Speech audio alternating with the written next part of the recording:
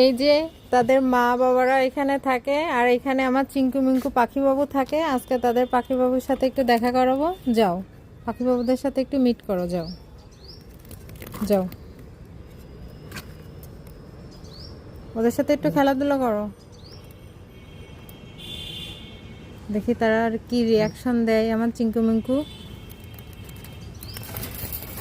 Chinku মিঙ্কুর reaction দেখবো এখন।